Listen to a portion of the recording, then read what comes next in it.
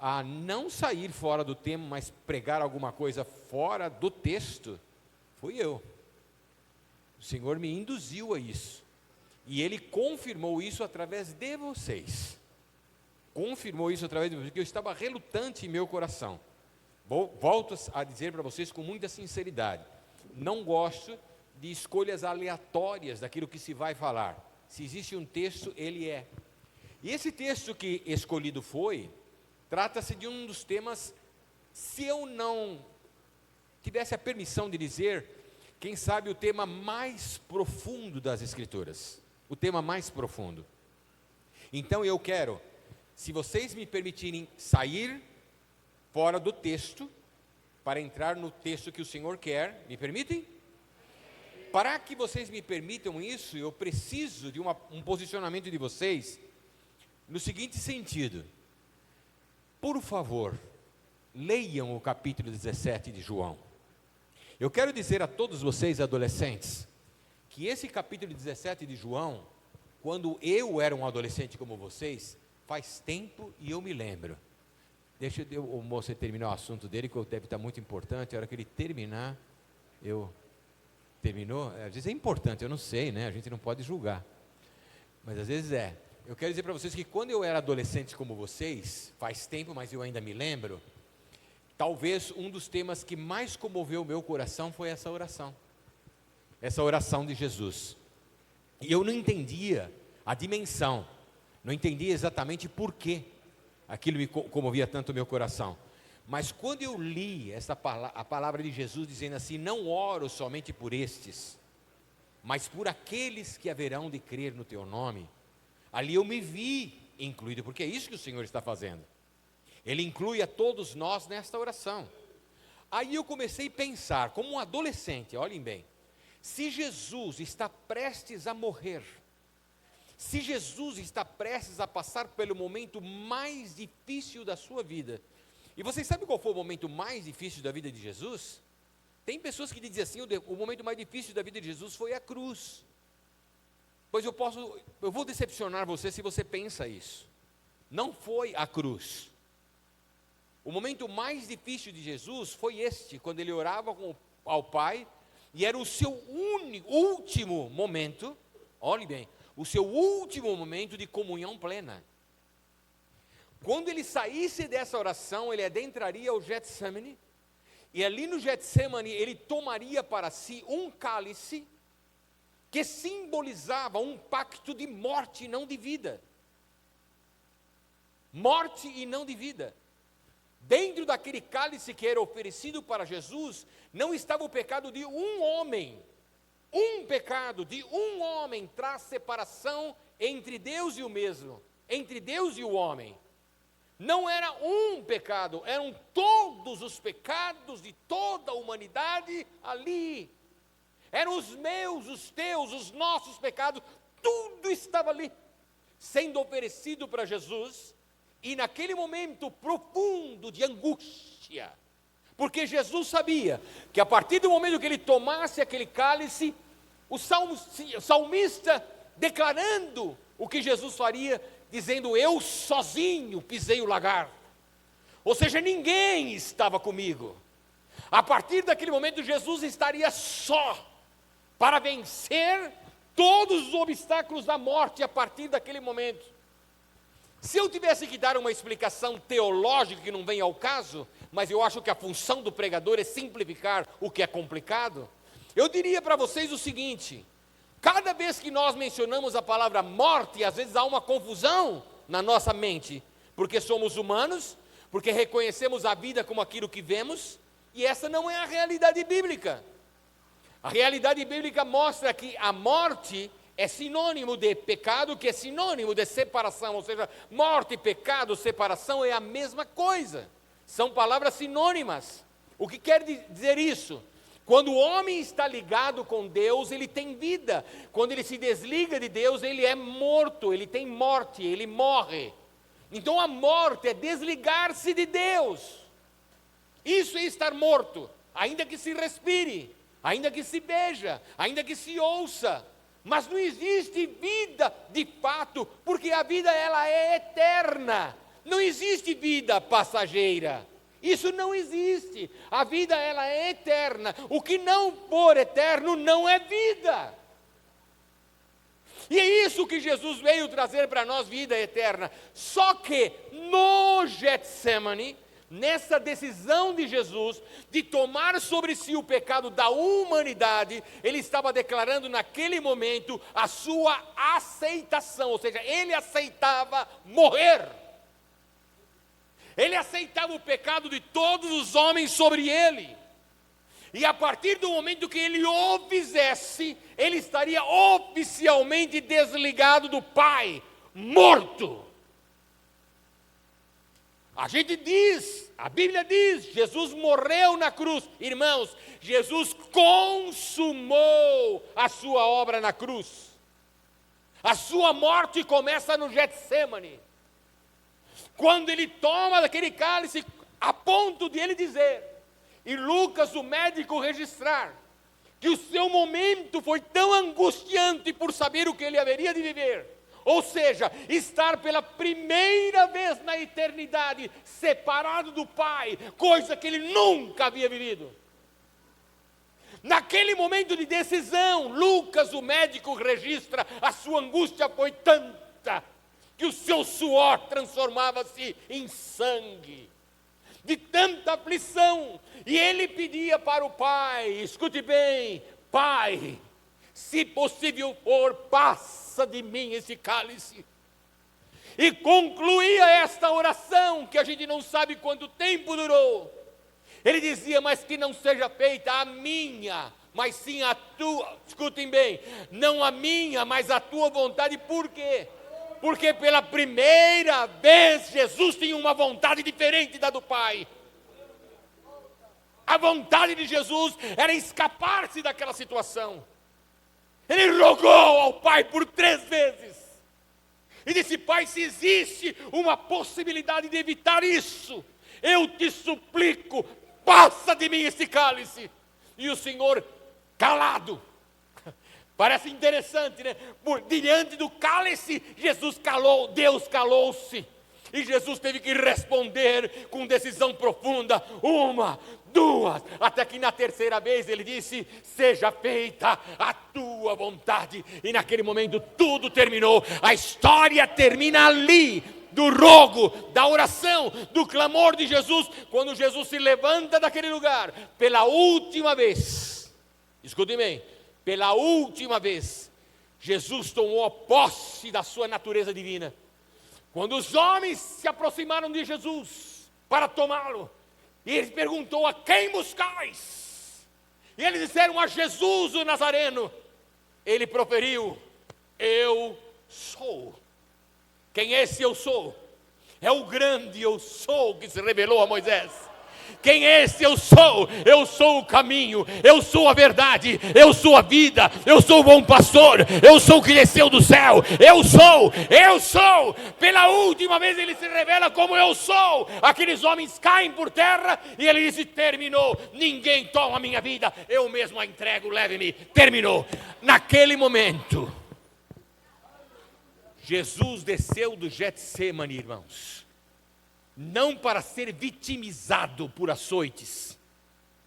As chicotadas não foram nada. Os pregos nas suas mãos não foram nada. A zombaria dos homens não foi nada. Nada.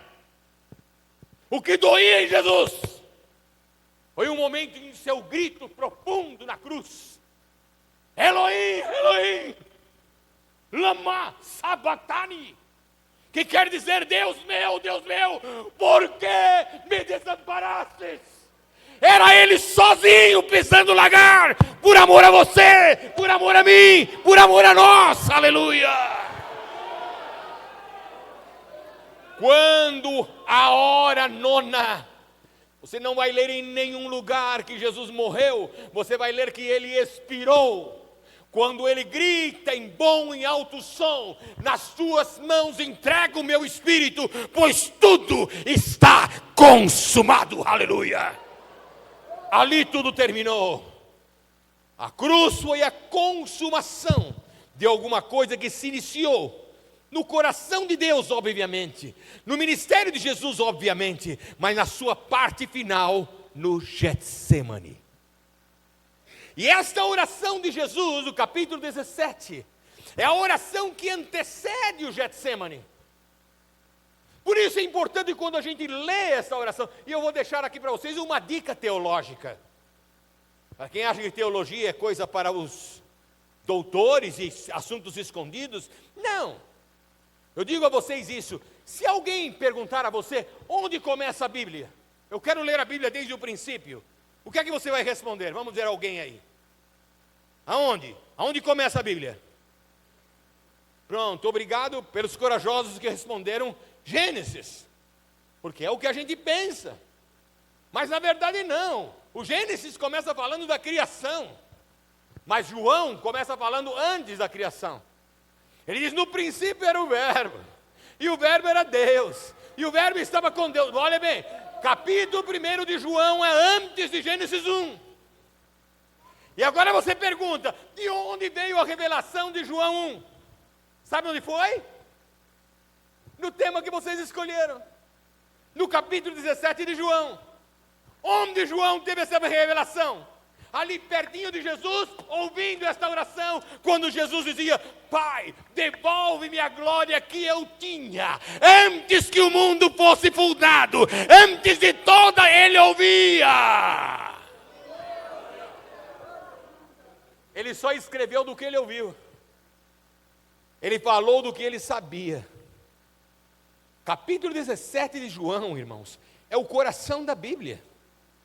Então, se vocês tiverem oportunidade, não tenham medo de ler o capítulo 17, leia 1, 2, 3, 10, ajoelhem-se ao lado de Jesus, faça de conta que você é a quarta pessoa de Pedro, Tiago e João que ali estavam, coloque-se como a quarta pessoa, Senhor, eu quero ouvir a tua voz falando, fazendo esta oração, eu quero te ouvir.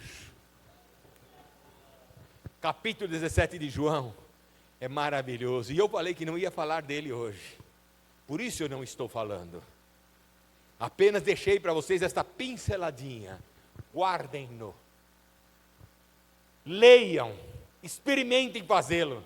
Eu estou dizendo isso porque na minha adolescência, no meio da minha confusão, porque quem nunca ouviu o meu testemunho, da minha infância e a minha adolescência na igreja, não tem ideia do que eu estou falando. Mas eu sou neto, filho de pastor, meus bisavós foram fundadores da Assembleia de Deus, ou seja, do tempo, lá do princípio da Assembleia de Deus em São Paulo. Eu sou de toda essa história de tradição evangélica e da Assembleia de Deus. Mas quando eu era menino, a crise na minha alma, tomou conta da minha alma, a crise de identidade espiritual, de quem eu era e o que eu era. Vocês não imaginam o quanto eu sofri. Vocês não imaginam o quanto é terrível ter um pai como o pai que eu tive, que era um pregador, que quando ele falava sobre o inferno, a gente sentia o calor. Quando ele falava sobre o céu, todo mundo queria subir na hora. Era um pregador que o Senhor o tomava e eu amava ouvir meu pai pregar. Mas as pregações dele me aterrorizavam. Porque nada fazia sentido para mim como adolescente, nada fazia sentido para mim. Tudo era uma confusão, tudo estava muito misturado. Mas no meio daquela confusão, existia sempre um clamor da alma, dizendo, Senhor, se tu estás aí, e olhas para mim, tem misericórdia de mim, me mostra o que eu não consigo ver, me ajuda a caminhar quando eu não consigo caminhar, e Deus teve misericórdia de mim, e eu estou aqui hoje para contar para vocês, que Ele teve misericórdia de mim. Eu acho que nenhum de vocês foi mais travesso na igreja do que eu. Por isso que quando eu, como pastor, às vezes acontece alguma coisa com um jovem, com um adolescente, quando eu estava ali, e vinha os irmãos com o cabelo arrepiado, eu falava, mas é por isso que eu já nem cabelo tenho. Não arrepia mais nada. Tenha paciência, irmão. Vamos conversar com ele, vamos orar com eles. E os irmãos diziam, pastor, o senhor tem paciência demais. Eu falei, mas todo mundo teve comigo, como é que eu não vou ter com alguém? Todo mundo me aguentou, é a minha vez de aguentar só um pouco, eu só estou pagando os pecados. Acho que como pastor eu tive os adolescentes mais tribulosos da vida, tive eu, porque eu fui esse adolescente tribuloso. Mas alguém Alguém teve paciência comigo. Alguém me amou. Alguém me escutou. Quando nem eu me entendia, alguém me ouviu. Como eu disse que vocês me levaram a ter certeza de que esta era a palavra, porque a gente ora e Deus fala conosco e coloca uma palavra no coração, e aí a mente começa uma batalha.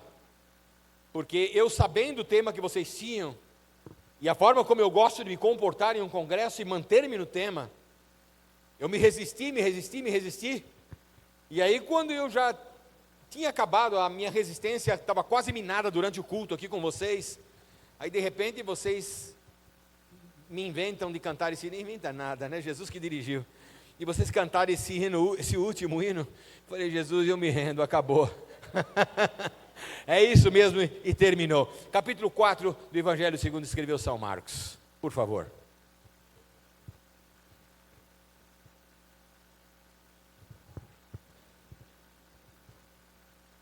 Capítulo 4 do Evangelho segundo escreveu São Marcos. Acompanhem-me, por favor, dos versículos 35 até o versículo 41. Cadê aquele moço que fez a primeira leitura aqui? Acho que foi até do tema mesmo. O moço leu tão bonito, e eu aprecio tanto quando alguém faz uma leitura bonita, com suas pontuações. Estou quase pedindo para ele vir aqui ler para nós, que ele vai ler melhor do que eu. Né, pastor Edson? A gente vai para os Estados Unidos e chega lá e não aprende inglês, esquece o português, fica mudo, sabe? Ele disse que é verdade, está vendo? Eu não estou mentindo não, irmãos. Já o temos, capítulo 4, sim? Já? Amém? Está aí na tela, né? Ok, vamos lá. E naquele dia, sendo já tarde, disse-lhes, aqui nós sabemos que é Jesus dizendo aos seus discípulos, né? Passemos, para onde? Para o outro lado. E eles, deixando a multidão, o levaram consigo, assim como estava no barco. E havia também com ele outros barquinhos. E levantou-se grande temporal de vento, e subiam as ondas por cima do barco, de maneira que já se enchia. E ele estava na popa, dormindo sobre uma almofada. E despertaram-no dizendo-lhe, Mestre, não se te dá que pereçamos? E ele, despertando, repreendeu o vento e disse ao mar, cala-te, aquieta-te. E o vento se aquietou e houve grande bonança. E disse-lhes, Jesus aos discípulos, obviamente, por que estáis tão temerosos? Como não tendes fé? E sentiram um grande temor e diziam uns aos outros, mas quem é este que até o vento e o mar lhe obedecem? Tremendo, não é? Meus queridos, se hoje há um tema recorrente, um tema comum, um tema na vida diária, ele fala a respeito de crise. O que é uma crise? O que é crise? Eu quero dizer para vocês, no mandarim, né, o idioma antigo chinês, e que hoje ainda é utilizado no mandarim, eles escrevem, é um alfabeto interminável, porque eles escrevem por símbolos, então não tem numeração de alfabeto, dependendo de qualquer risquinho que faz de um lado para o outro, a palavra, aquilo muda de sentido, a palavra. No mandarim, existem dois caracteres, eu só estou imitando aqui alguma coisa mais ou menos parecida, só para ilustrativamente, em que você encontra dois desses caracteres que se unem e formam aqueles desenhozinhos que eles fazem. Quando aqueles dois desenhozinhos se formam daquela maneira, ele forma a palavra crise. Mas se você separar esses dois, e um sozinho for apresentado, ele quer dizer perigo. O outro sozinho significa oportunidade. Colocou os dois juntos, forma-se a palavra crise. Portanto, se pegarmos esta diferenciação, oportunidade e perigo, nós descobrimos que toda crise é uma oportunidade perigosa. Toda crise é uma oportunidade perigosa. E a crise, o que ela é? Nada mais do que um estado em que alguém se encontra como se fosse uma bifurcação. Tem dois caminhos, vou por esse ou por aquele. Só que ele, por não saber o final do caminho, ele tem que fazer uma escolha, sem saber para onde ir. Sendo que um o vai levar ao seu destino e o outro talvez a um abismo, ou a um deserto, ou a perder-se. Enfim, ele está na crise, oportunidade de seguir o seu caminho e chegar no seu destino, ou correr o risco, o perigo de até mesmo morrer ou perder todo o seu tempo. Então a crise, toda crise na vida de uma pessoa é uma oportunidade perigosa. E crise é alguma coisa que nós vivemos todo o tempo, desde que nós amanhecemos. Até mesmo me levanto ou não me levanto, se você demora um pouco mais para levantar, é uma crise. Me levanto agora ou não me levanto agora? Você pode ter uma grande oportunidade de levantar-se na hora certa, chegar na hora certa e cumprir com tudo que você tem que fazer. Você pode correr o risco de que, porque atrasou, não conseguir chegar na hora certa, no lugar certo e perder todo aquele projeto que você fez. Ou seja, desde quando alguém se levanta pela manhã, você chega na igreja, na casa do Senhor, a gente entra aqui nesse lugar em crise. Quantas pessoas, e se eu fizesse a pergunta agora, quantos vieram nesta noite buscando alguma coisa? Uma grande quantidade de irmãos iriam levantar, eu vim buscar. Aí eu fazia outra pergunta, e quantos vieram trazer? Porque esse é um problema, e é um problema de crise espiritual. Quantas pessoas vêm à casa do Senhor para buscar algo de Deus? Mas quando nós pensamos que um culto ao Senhor é um culto de adoração, de gratidão, nós temos que perguntar quantos vieram trazer esta gratidão. Normalmente os que trazem a gratidão é de um número muito menor. Vocês se lembram quando Jesus curou aqueles 10 leprosos? Vocês se lembram disso? Foram embora os 10 leprosos e no caminho todos estavam curados. Quantos leprosos voltaram para agradecer? Nenhum, porque o que voltou nem leproso era mais, estava curado, certo? Ou seja, mas dos 10 que foram curados, somente um voltou para agradecer. Conclusão, nós temos muito mais pessoas dentro da casa do Senhor pedindo do que oferecendo. Temos muito mais pessoas dentro da casa do Senhor pedindo do que agradecendo. Sendo que o Senhor espera a gratidão, porque aquele único que retornou, o Senhor disse, não eram 10, onde estão os outros 9? E o Senhor olha para ele e fala, vai em paz, a tua fé foi que te salvou. Ele ganhou a cura e a salvação. Por quê? Porque soube ser agradecido. Os outros foram curados, somente isso, mas não havia gratidão no seu coração. Quando nós entramos à casa do Senhor é o mesmo. Nós vivemos momentos de crise, às vezes estamos ali ouvindo a palavra de Deus e alguém conversa com a gente entra em crise. Ouço o que está conversando, sigo a conversa ou presto atenção no que estou ouvindo. Canto com o meu coração ou canto porque é gostoso? Ou seja, a gente sempre está em uma crise, isso em tudo em nossas vidas. Pois bem, vamos olhar um momentinho só o que aconteceu com esses homens.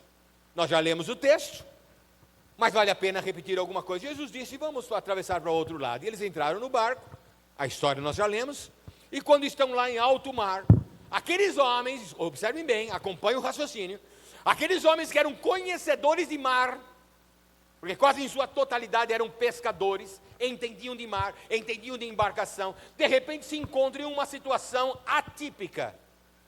Por que é que eu digo que é atípica? Porque eles certamente já haviam passado por muitas tempestades, mas aquela era diferente, porque os fez entrar em um momento de desespero.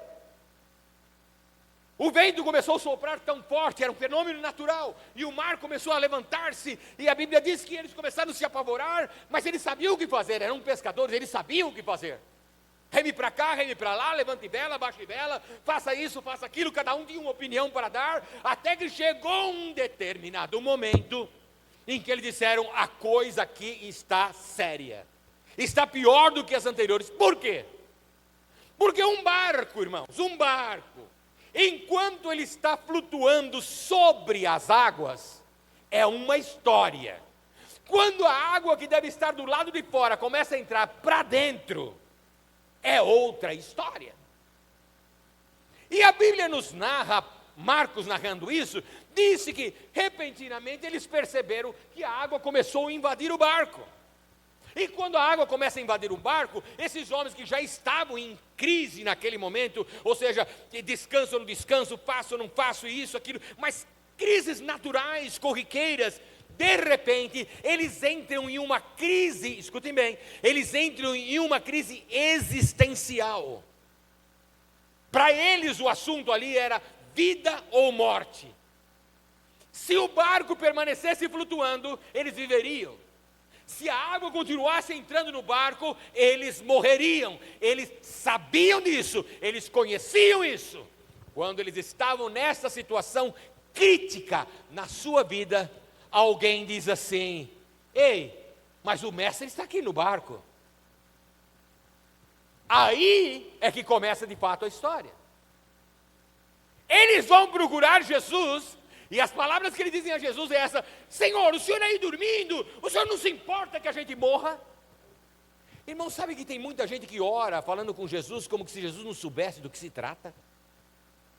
Tem gente que às vezes vai orar e vai dizer: Senhor, eu estou aqui para te dizer toda a verdade. E como que você vai mentir para aquele que sabe tudo? Senhor, com toda a sinceridade do meu coração, é melhor, porque não tem outro jeito. Tem gente que vai contar uma novidade para o Senhor. Nesse momento, Senhor, eu vou abrir o meu coração. E fecha para ver como é que faz. Tem gente que quando ora, o Senhor ora dessa forma. Ora achando que vai contar uma novidade para Jesus. Gente, nunca há novidade alguma. Saiba disso. Quando você vai falar com Jesus, a novidade está no teu coração, de crer ou não crer, confiar ou não confiar, entregar ou não entregar, falar ou não falar. É no seu coração, mas o Senhor já está lá olhando faz tempo. O que eu quero dizer com isso? Eu faço uma pergunta a vocês. Quem narrava essa história era Marcos. Eu tenho esse costume como pregador, em muitas ocasiões. Eu digo assim: irmãos, nós estamos olhando uma narrativa. É o evangelista narrando. Agora Jesus vai abrir a boca para tudo. Porque quando Jesus fala, não é mais a opinião de quem está escrevendo. Não é aquele que por inspiração do Espírito Santo vai escrever, mas sempre desde a sua ótica, o seu ponto de vista. Por isso nós temos os evangelhos sinópticos, que cada um apresenta a sua forma, apresenta a sua maneira de enxergar uma situação. Lucas, por exemplo, quando vê cego no caminho de Jericó, ele vê dois cegos, perdão, ele vê um cego. Marcos vê dois. Você fala, a Bíblia está errada? Não. Para Marcos, que era mais jovem, era muito importante quantas pessoas eram curadas. Para Lucas, o importante era: cego nenhum poderia ver, a não ser que fosse por um milagre, porque ele era um médico.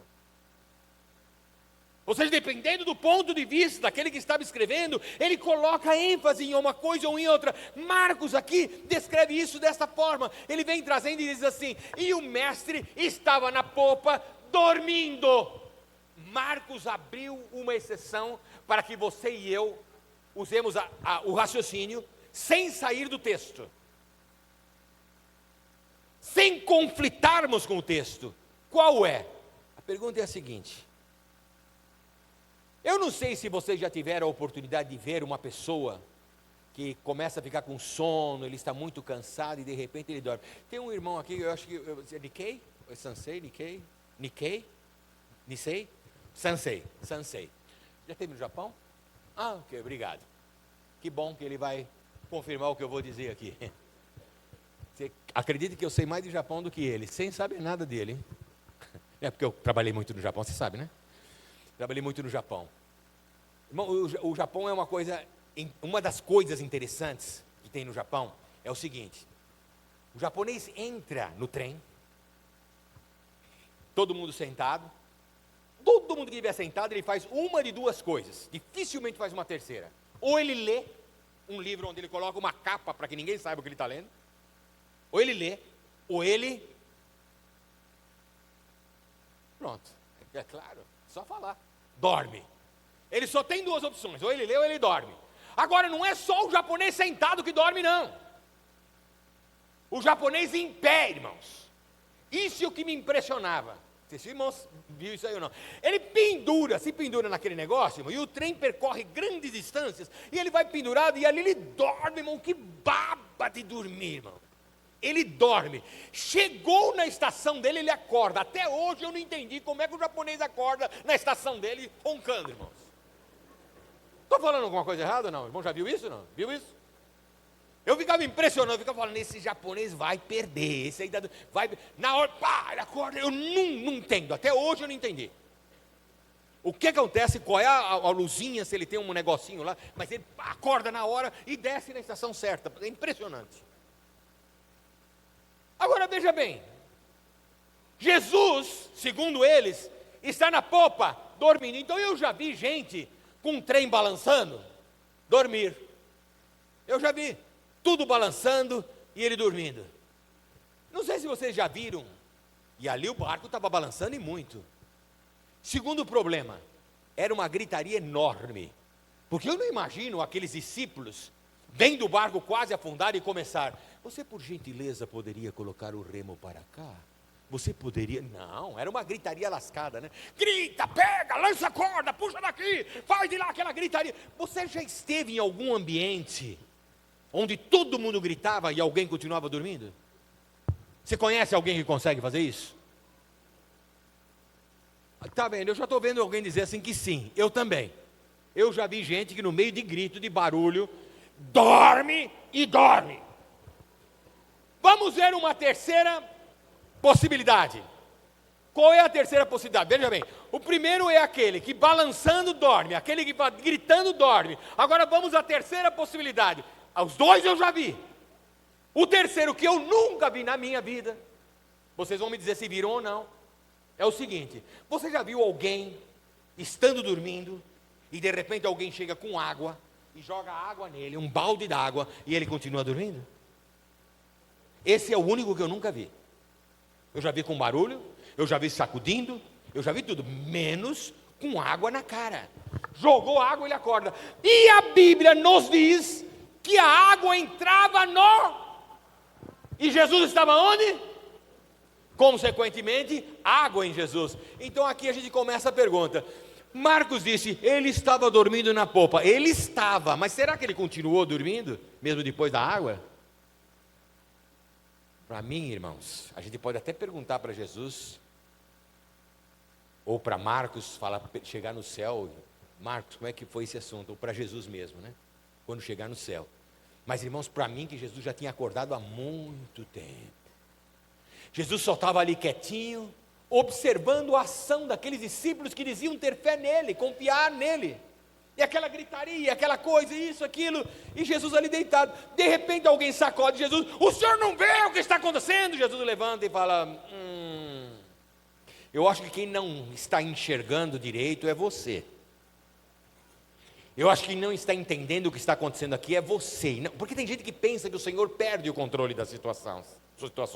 Mas no meio de uma crise, às vezes a pessoa entra em desespero e acha que Deus também entrou, que o céu também entrou, que Deus não sabe o que está acontecendo, Jesus não sabe. Irmão, Jesus sabe, Ele te acompanha, Ele te segue, Ele está contigo, Ele não dorme, Ele não dormirá. O que guarda Israel não dormitará.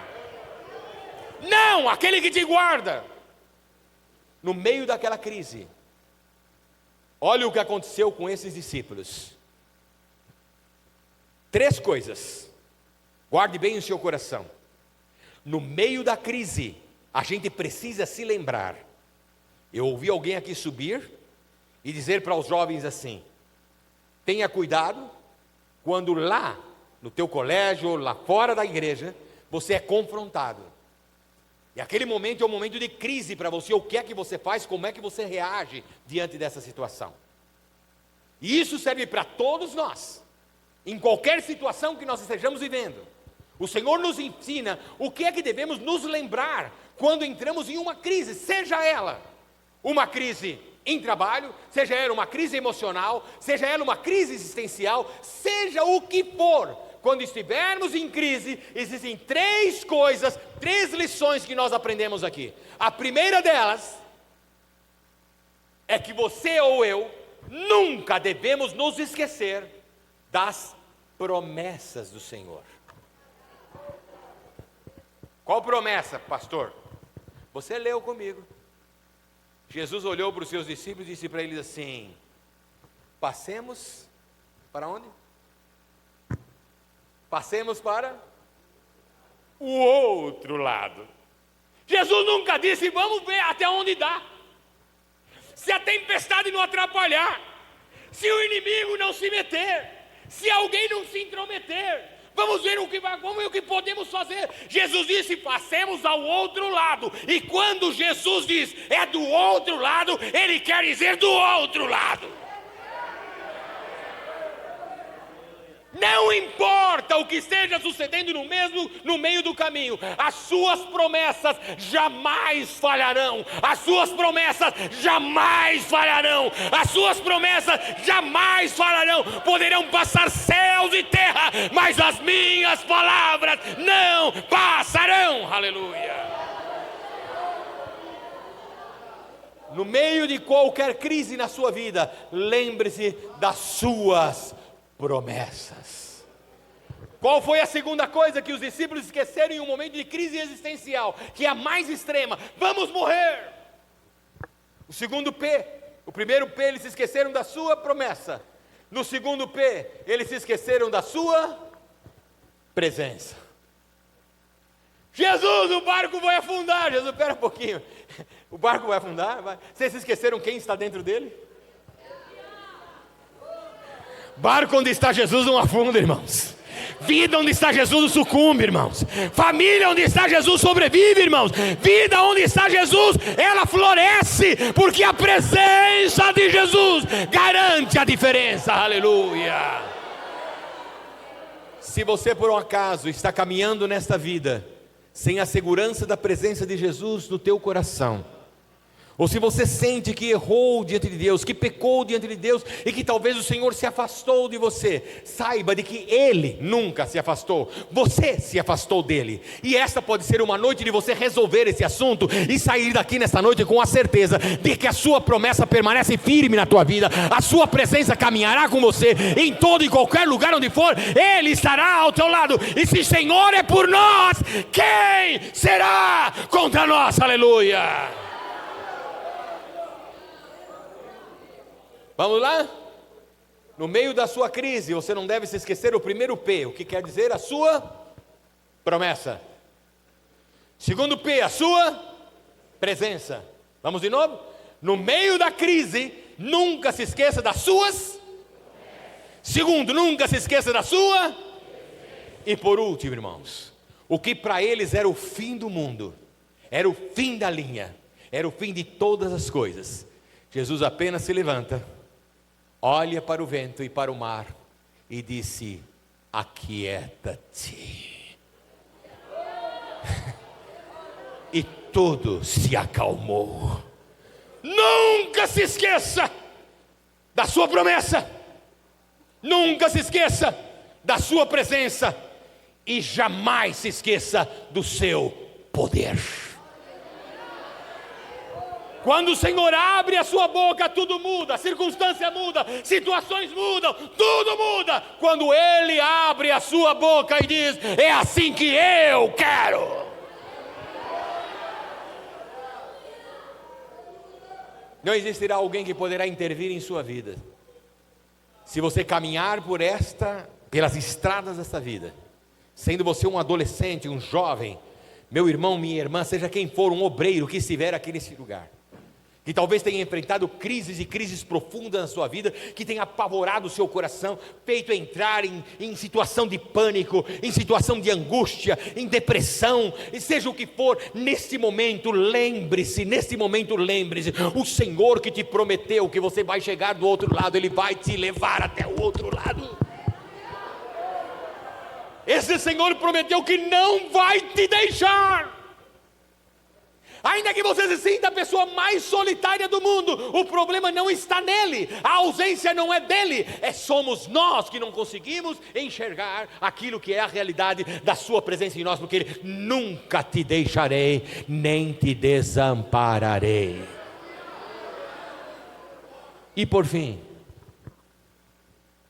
quem tem poder para impedir o nosso caminhar? de chegar ao outro lado, de alcançar o que o Senhor prometeu que nós alcançaríamos. Nesta noite o Senhor está dizendo para você, jovem, adolescente, igreja amada, não importa em que situação esteja o teu barco, nesta noite, o Senhor está dizendo, eu estou dentro dele. Irmão, espere um momentinho. Isso parece ser tão vago ou motivacional. Não é. Isso é realidade. Jesus disse, eu estou convosco todos os dias, até a consumação dos séculos. Ele disse, e se Ele disse, Ele cumpre. Isso é fé, isso é crer, isso é confiar, isso é poder descansar, apesar de toda e qualquer adversidade. Eu ainda creio nas suas promessas, eu creio na sua presença, eu creio no seu poder. Aleluia.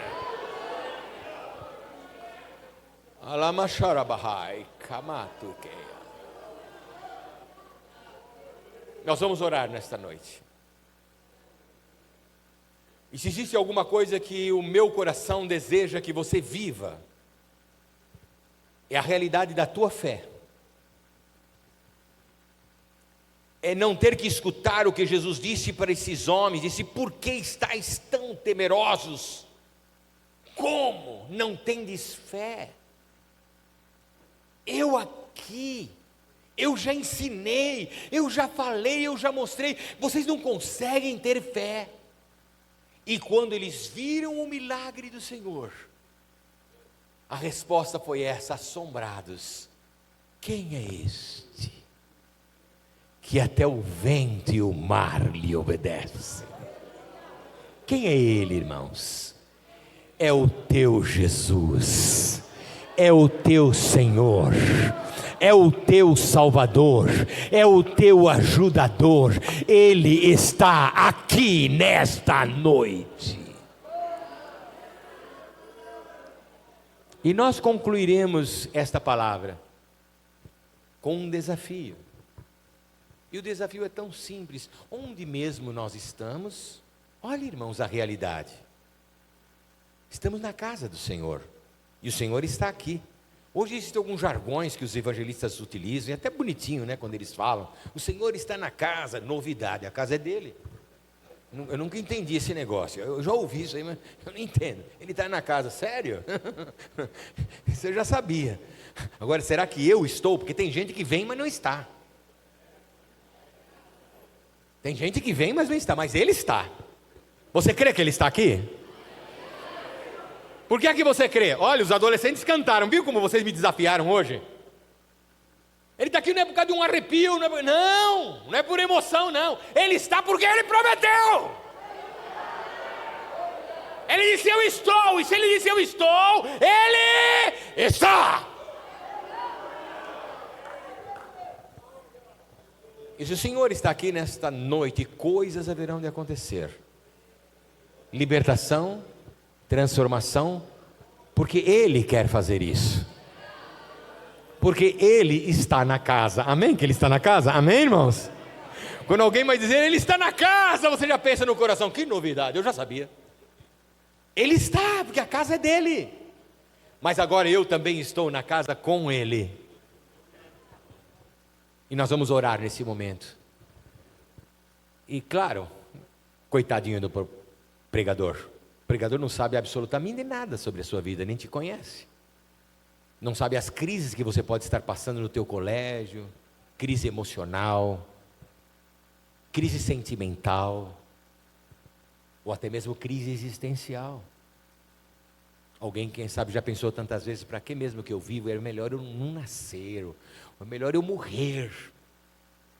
Ou alguém aqui com uma crise familiar, ou passando por uma crise espiritual, seja qual for a tua crise, nesta noite você está vivendo uma oportunidade perigosa. A oportunidade é essa: se ouvires, pois, a voz do Senhor, não endureçais o vosso coração. Mas se a sua voz rejeitardes, é o que o Senhor disse: eis que eu ponho diante de ti bênção ou maldição, escolhe, pois, a bênção. Vamos orar? Eu quero convidar a congregação para se coloque toda em pé.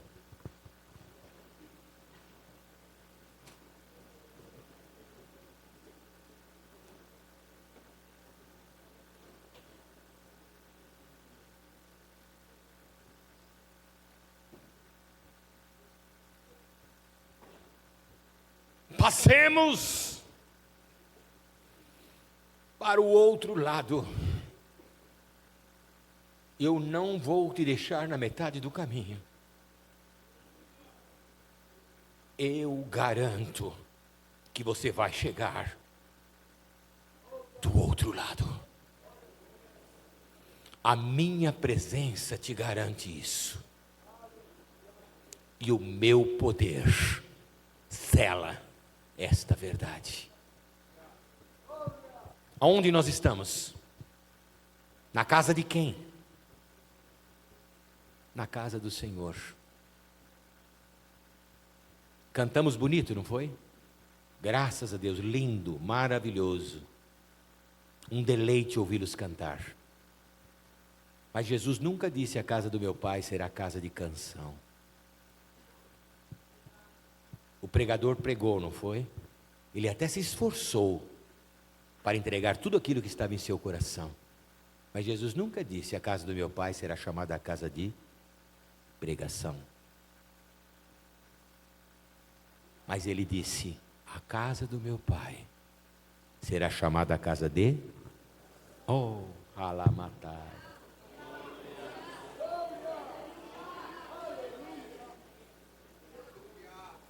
Não existe privilégio maior do que aproximar-se do Senhor e dizer: Senhor, eu estou aqui para falar contigo. Escute bem o que eu vou dizer. Em nome de Jesus, escutem isso. A palavra é muito clara em dizer: ao soberbo e o orgulhoso o Senhor olha de longe, mas um coração contrito e humilhado jamais o Senhor rejeitará. A síndrome de Lúcifer às vezes invade a igreja. E pessoas dentro da casa do Senhor ouvem uma mensagem e dizem: eu preciso disso. E aí o pregador disse: eu quero orar por você. A síndrome de Lúcifer toma conta do seu coração e ele diz: eu não preciso sair daqui e ir ali para receber uma oração. Se o Senhor quiser, Ele faz aqui. Ou seja, eu dito as regras. Isso é a síndrome de Lúcifer. Mas quando o nosso coração está humilde, e a gente fala assim: Senhor, eu sou um pobre e necessitado, eu preciso de Ti. Ele se lança aos pés do Senhor. Ele corre ao encontro do Senhor para dizer: Senhor, me ajuda. Eu sou esta pessoa que preciso disso. E sabe, escutem bem isso, preste atenção nisso. A oração é a atitude mais covarde que um ser humano, que um mortal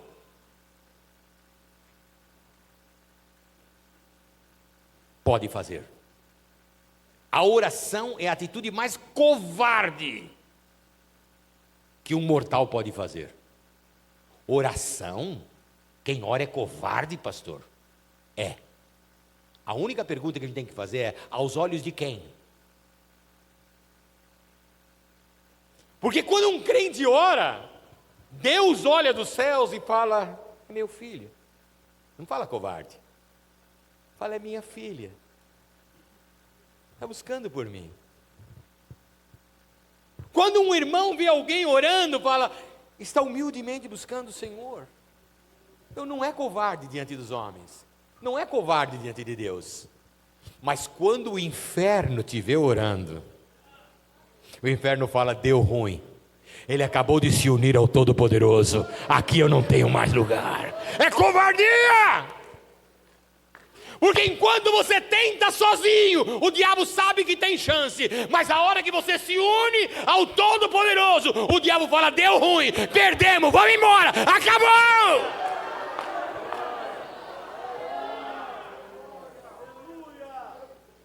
O céu está esperando nesse momento. O inferno está olhando nesse momento.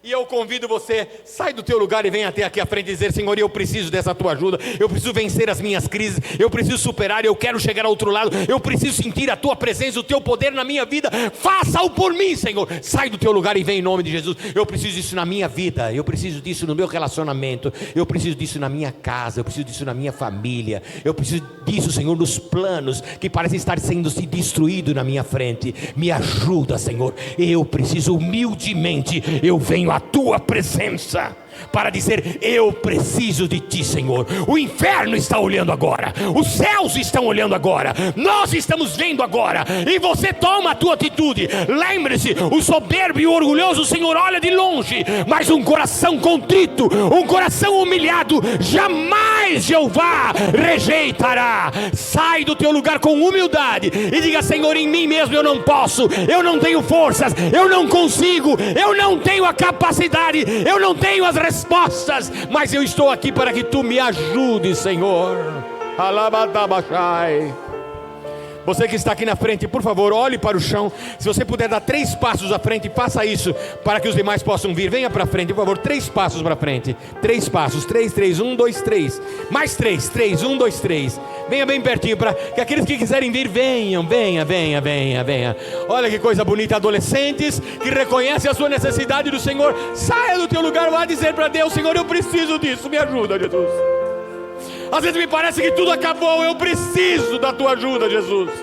Eu preciso, venha com humildade. Querido irmão, querida irmã, onde está o problema? A tua crise no teu trabalho? Onde está na tua família, com os seus filhos, com o teu esposo, com a tua esposa? Onde está a tua crise? Onde está? Eu sei onde está Jesus, e Ele está aqui nesta noite. Estende os braços para você e diz: vem, filha, vem, filho, eu sou o teu Deus. Eu te trouxe aqui nesta noite só para te abençoar. Haramacharabahai. Eu sou o teu Deus. Eu sou aquele que te escolheu, te chama pelo teu nome e te diz: tu és meu.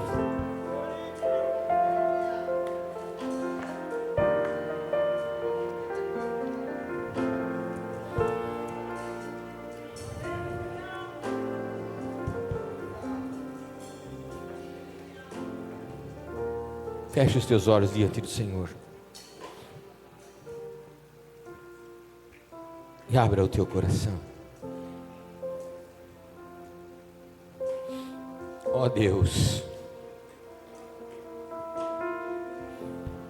quantas vezes, Senhor, vivendo crises, sem saber o que fazer, desejando fazer o bem e não conseguindo, desejando seguir adiante e vendo a conspiração do universo contra a gente. Somente o Senhor do universo é que tem o poder para mudar tudo. E tão pequeno como somos, um Deus tão grande vem ao nosso encontro para dizer: filhinha, filhinha querida, eu te amo.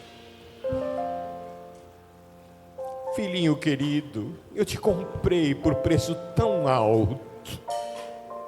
Eu te amo. Não desprezes, pois, a vida que eu te dei. Não contestes os caminhos pelos quais estás passando. Existem tempestades? Eu sei. Eu mesmo permiti que elas acontecessem.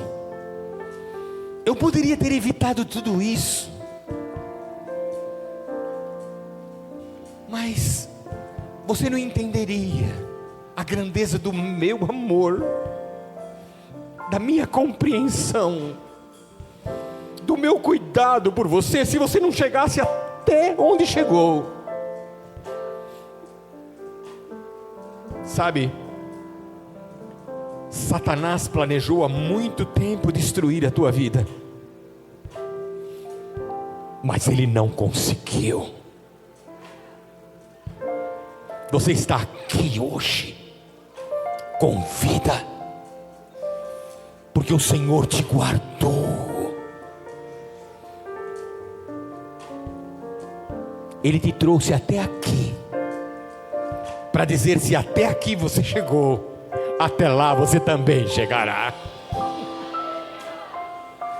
Porque eu sou o Senhor teu Deus, que te chama pelo teu nome e te diz: tu és meu.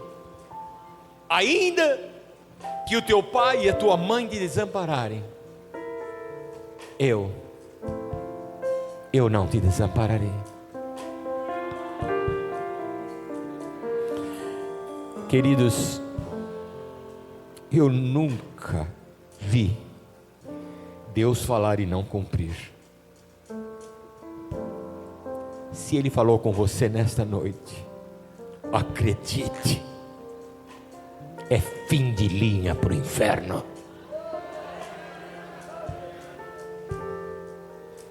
E é um novo começo para a tua vida. Feche os teus olhos. Coloque a tua mão direita sobre o teu coração. Coloque a tua mão direita sobre o teu coração. Está vendo ele batendo? Isso era o que o diabo menos queria, que este coração estivesse batendo agora. E creia-me, não é de hoje. Há muito tempo ele tem procurado tragar a tua vida, mas a mão do Todo-Poderoso tem estado sobre você. Você é um projeto de Deus, e ninguém destrói o que Deus constrói. Ninguém impede o que Ele começa. Ele é Deus, Ele é Senhor, e o que Ele promete, Ele cumpre. Somente isso. Lança-te nos braços dEle e diga: Senhor, eu estou aqui.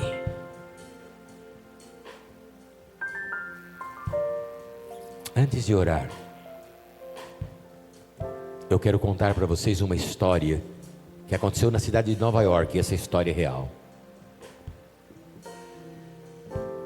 Hoje já não é assim, mas antigamente as igrejas permaneciam abertas durante o dia, e as pessoas podiam entrar e orar. Em uma ocasião, a igreja aberta, o pastor sentado ali ao lado, fazendo alguma coisa dentro do templo. Entra um morador de rua, e aquele homem entra e se ajoelha, e fica ali dentro do altar por um tempo ajoelhado. De repente ele grita: Jesus, eu sou Jimmy. Traduzido é Jaime, não é? Eu sou Jimmy, eu estou aqui. I'm Jimmy, I'm here. Apenas dizendo para Deus: eu sou Jimmy, é o Senhor, eu estou aqui, Jesus. E foi embora. O pastor viu aquilo e falou: interessante esse homem. No dia seguinte o pastor estava fazendo alguma outra coisa, de repente quando ele olha, aquele homem vem entrando outra vez. O pastor para olhar, e ele dobra o joelho outra vez, abre os braços e diz: Jesus, eu sou Jimmy, eu estou aqui. E ali ficou aquele homem, e o pastor: deixa eu conversar com esse homem, pena que eu não tenho tempo agora. E ele foi embora. No dia seguinte o pastor disse: eu vou esperar o Jimmy chegar. Só que o Jimmy não chegou. No dia seguinte, o Jimmy não voltou. O pastor saiu perguntando pela rua: vocês sabem um andarilho que tem por aqui, um barbudo, assim descreveu ele. E alguém disse: o senhor está falando do Jimmy? Isso mesmo, Jimmy é o nome dele. Meu senhor, ele foi atropelado por um carro aqui, e ele já saiu daqui desacordado. Não tem chance não, ele foi muito violento. O carro passou por cima dele. O pastor ficou tão angustiado no coração e disse: meu Deus, eu não cumpri o que eu tinha que fazer, eu não falei com esse homem. E saiu desesperado pelos hospitais, perguntando se tinham dado entrada em alguém ali, aqui, e não encontrava. Até que chegou em um hospital e disseram: sim, aqui entrou um homem. Assim ele escreveu, disse: isso mesmo. E o pastor disse: eu sou o pastor, eu quero vê-lo. Senhor, ele está em coma. Esse homem não tem chance alguma de viver, ele está em coma. Ele disse: pois eu quero entrar lá, eu quero orar por ele. O pastor desesperado. Aquele pessoal olhou e disse assim: bom, deixa o pastor entrar, coitado, o que ele vai fazer lá? Vai só orar por ele, vai embora. E o pastor subiu até o quarto onde o Jimmy estava.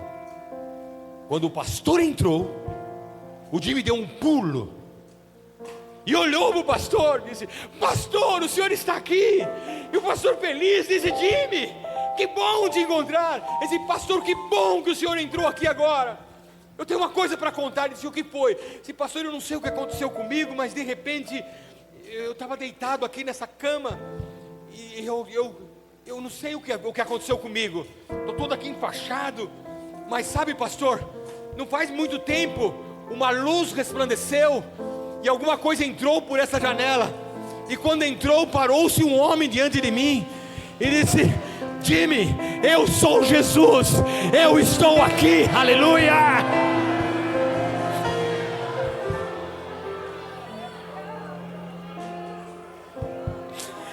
Talvez você não tenha muita coisa para dizer para Jesus, mas diga a Ele: Jesus, eu estou aqui.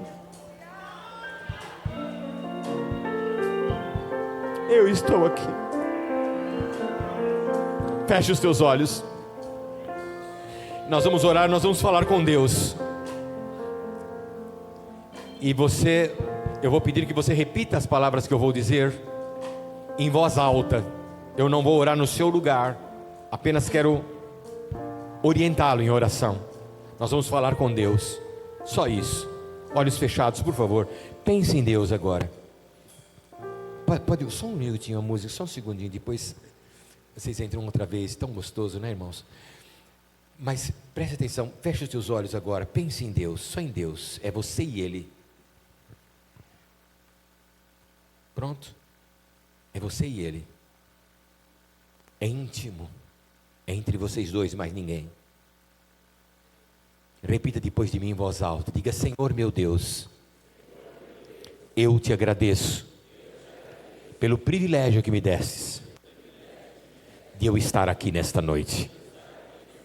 Eu estou certo que foi o Senhor quem me trouxe aqui, e eu sou grato por isso.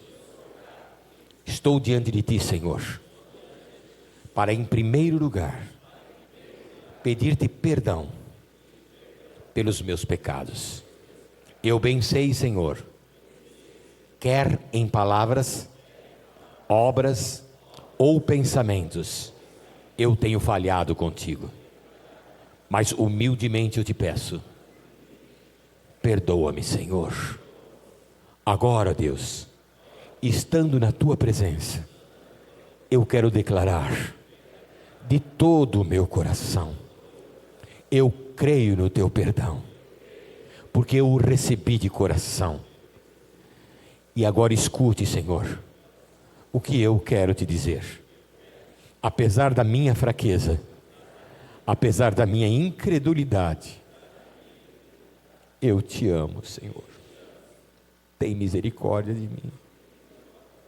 Alcança a minha mente, o meu coração. Muda tudo em mim. Tudo o que tu quiseres. Estou em tuas mãos, meu Senhor.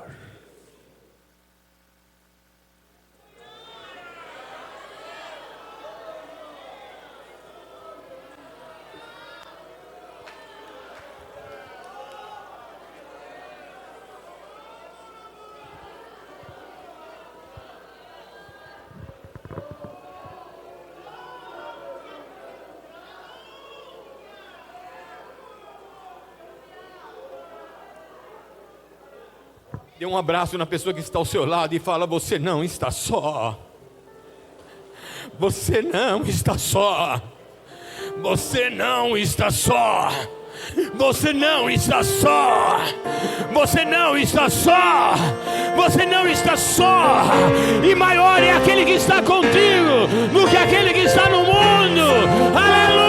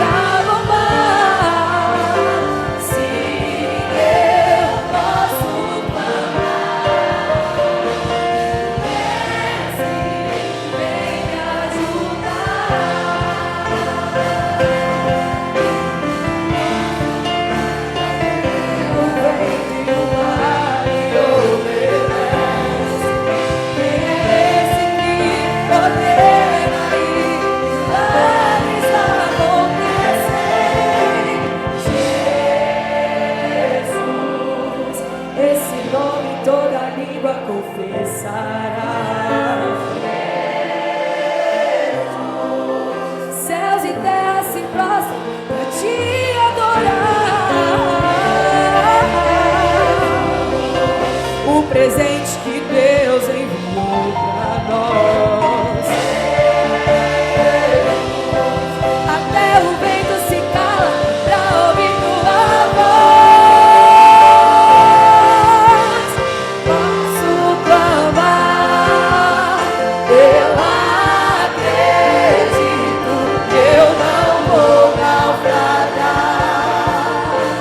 Só porque estás comigo posso clamar, já tenho fé pra descansar das ondas de um bravo mar.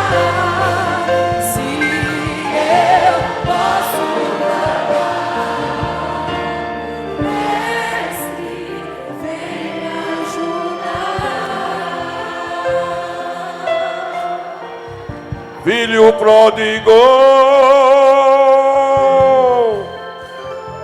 filha pródiga, aonde estás? Filho amado, filho que o pai sabe que vem, filho inteligente, filho que raciocina, filho que sabe a hora de voltar. Você sabe que o pai não vai atrás de você, não. Filho pródigo não, porque o filho pródigo sabe o caminho de volta. Ele conhece o caminho e ele sabe a hora que deve voltar. Já tem uma vida preciosa aqui na frente, nos braços de Jesus. Mas aonde está a segunda pessoa? Aonde está você, meu filho? Aonde está você? Ei, quem sabe tem um maluco aqui entre nós.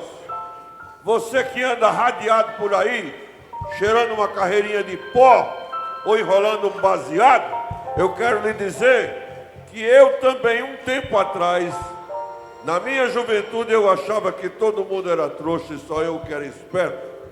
E é isso que acontece com você. Mas agora, Deus te revelou nesta noite.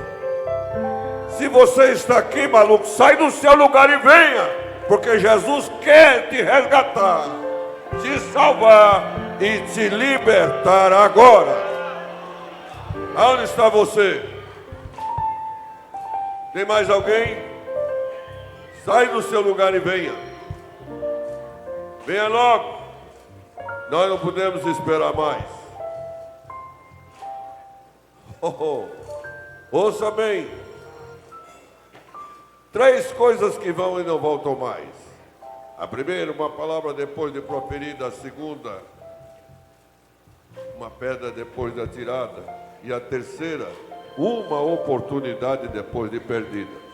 De modo que esta oportunidade aqui, ela nunca mais vai lhe voltar. Talvez uma outra. Mas quem é que pode garantir aqui que vai amanhecer amanhã? Ninguém. porque as nossas vidas estão nas mãos de Deus. Amanheceremos sim amanhã, se Deus permitir. Mas eu quero orar por esta vida preciosa. Mas se você ainda está aí, eu quero que você corra, venha depressa. Se caso você quiser ter uma palavra comigo depois do culto, eu estou à sua disposição. Ou também o Will está aqui para lhe ouvir. Quero chamar aqui o pastor de Jaci. Vem aqui, Jaci, orar por esta vida preciosa aqui.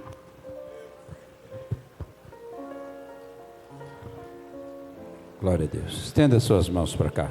Eterno Deus, maravilhoso Pai, nós queremos te louvar, Pai, te agradecer por esse dia de hoje tão especial, onde, meu Deus, esta vida, meu Deus, retornou à tua casa. Quero pedir que o Senhor escreva o nome dele no livro da vida, meu Deus. Ajuda em tudo, meu Senhor, para que ele possa continuar caminhando na tua presença, ó Pai querido. Em nome de Jesus nós oramos, abençoamos, Pai, em nome de Jesus. Amém e amém. Amém. Glória a Deus. Magrão.